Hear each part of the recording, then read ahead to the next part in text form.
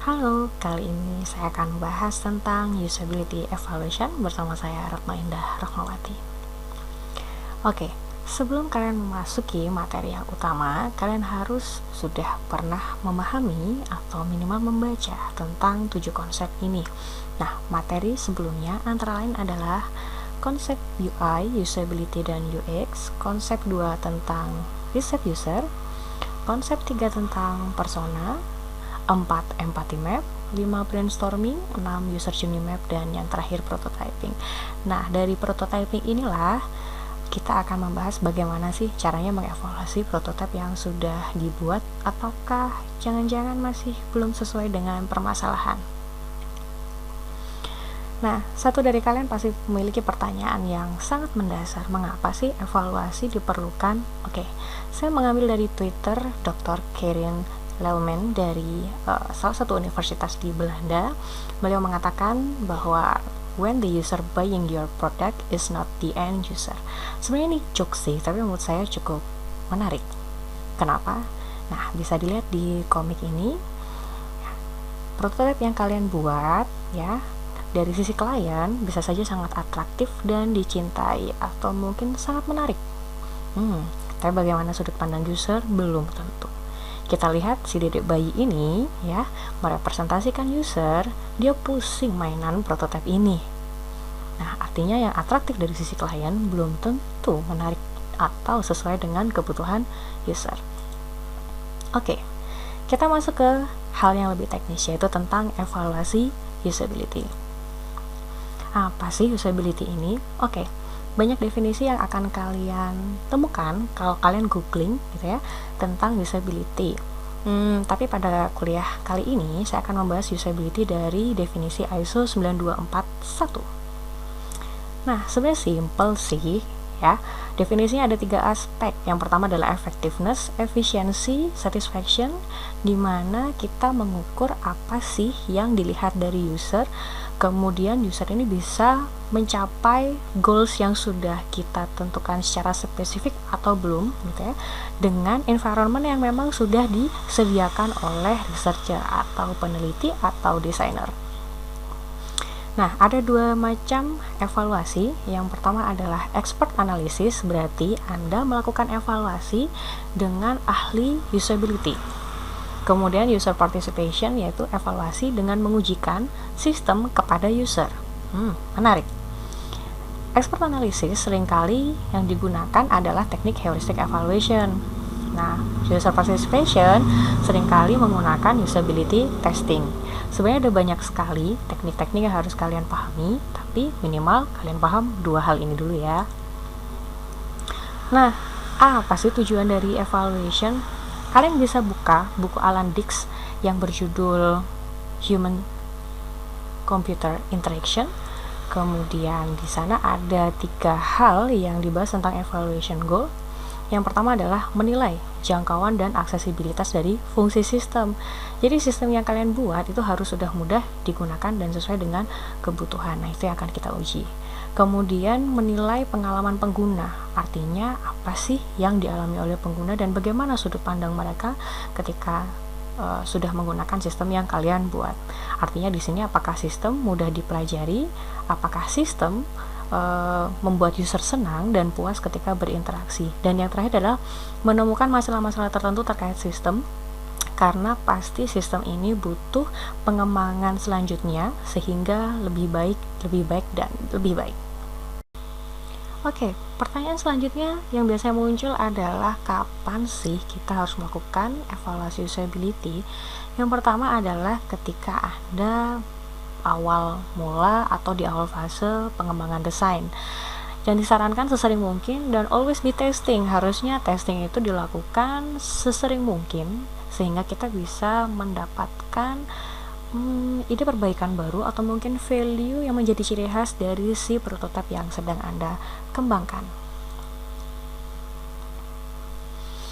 Nah, ini gambaran atau visualisasi yang menurut saya cukup sederhana dari Norland gitu ya. Dilihat di sini ada formatif dan sumatif, di mana dijabarkan menurut program stage atau tahapan pengembangan. Bisa kalian lihat di sini, ini adalah before program begins. Anda bisa mendapatkan tipe evaluasi yaitu need assessment. Nah, itu sudah kalian pelajari di research user awal. Kemudian ketika program ini masih baru atau new program, nah apa yang kalian evaluasi? Proses atau mungkin fase implementasinya. Nah, di bawah ini ada pertanyaan-pertanyaan yang mungkin akan memandu kalian untuk menggambarkan kondisi atau gambaran questions yang bisa kalian jadikan dasar untuk evaluasi. Kemudian yang fase ketiga sudah masuk pada fase sumatif, yaitu establish program, di mana establish program ini melihat outcome dari aplikasi yang sudah ada.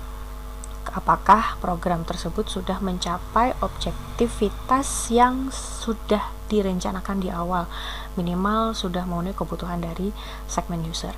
Kemudian mature program atau program yang dia sudah dewasa gitu ya.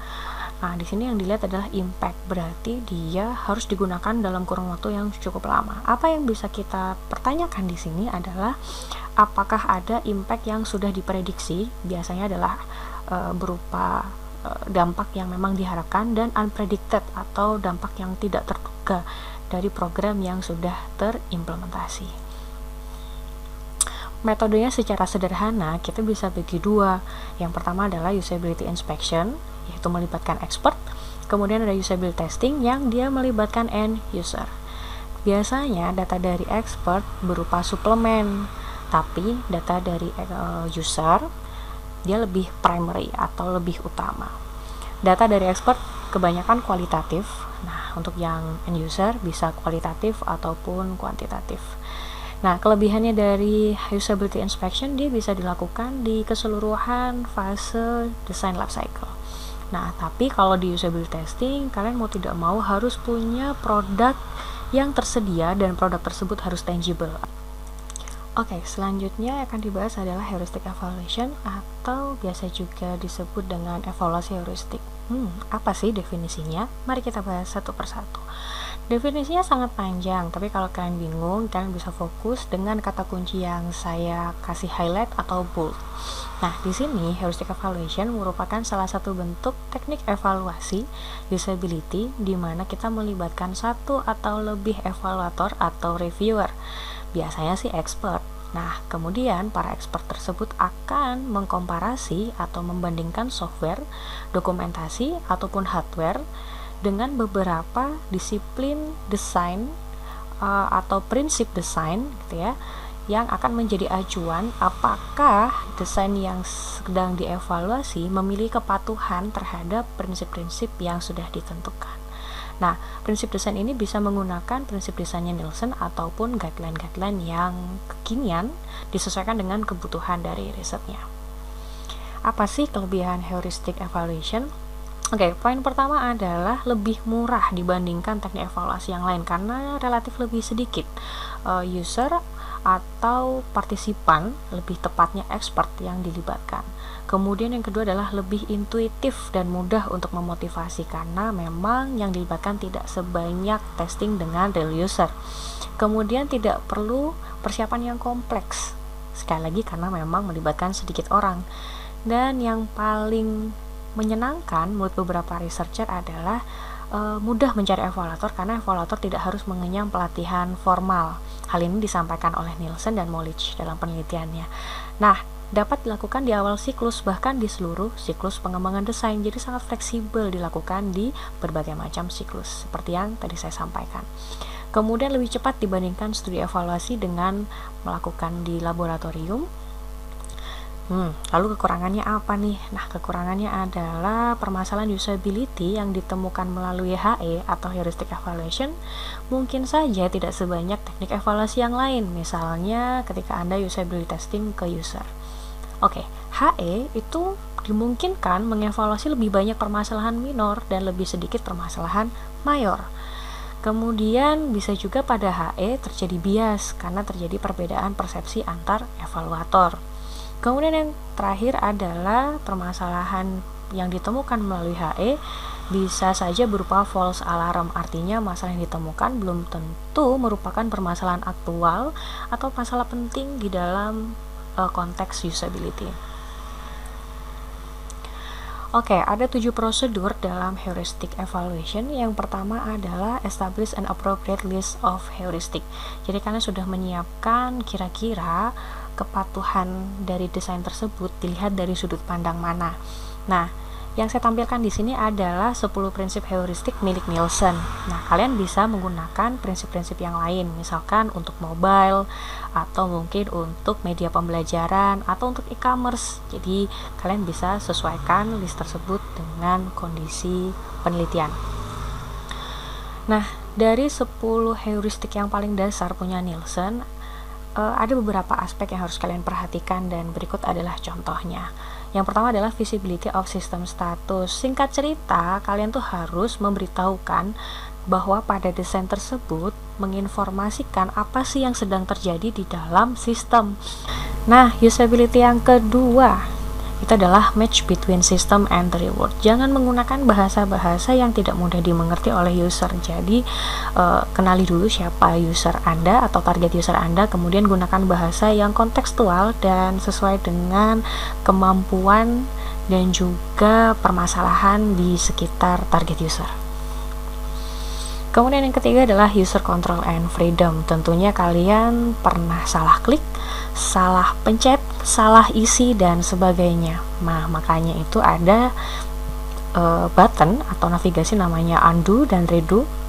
Nah, kemudian yang keempat adalah konsistensi and standard. Jadi, saran saya untuk usability heuristic yang nomor 4 ini, kalian itu menyusun navigasinya menyesuaikan dengan hierarki tas yang ada. Contoh bisa kita lihat di sini. Seseorang user yang mengakses email tentunya dia akan berpikir untuk menulis karena dia adalah tas paling utama. Maka di sini ada emphasize atau penekanan desain di button compose, kemudian diikuti dengan inbox, start email, send email, dan draft. Nah, ini disusun berdasarkan hierarki dan konsistensi desain yang bisa dipahami oleh target user kalian. Kemudian error prevention. Nah, salah satu contohnya Google menerapkan semacam suggestion ketika Anda mencari dengan kata kunci tertentu. Bisa saja kata kunci yang muncul adalah kata kunci yang paling sering dicari oleh user. Kemudian yang keenam adalah recognition rather than recall. Jadi sebisa mungkin Anda tidak membebani user untuk mengingat navigasi yang sebegitu banyaknya. Jadi sebisa mungkin dibuat navigasi yang intuitif dan sederhana. Kemudian yang ketujuh adalah flexibility dan efficiency of use. Oke, apa sih yang bisa kita lihatkan di sini? Dari gambar ini kita bisa menyediakan menu sign in atau login yang basic. Nah, lalu kita bisa menggunakan advance setting kalau memang ada user yang levelnya advance. Ini adalah untuk yang novice atau user yang memiliki kemampuan basic. Kemudian aesthetic and minimalist design. Tidak selamanya desain yang atraktif akan membuat user senang. Jadi bisa belajar dari Google search engine. Nah, bisa dilihat di sini dia sangat sederhana tapi sangat relevan dan membuat orang yang menggunakan jauh lebih paham dan fokus dengan task yang akan dilakukan.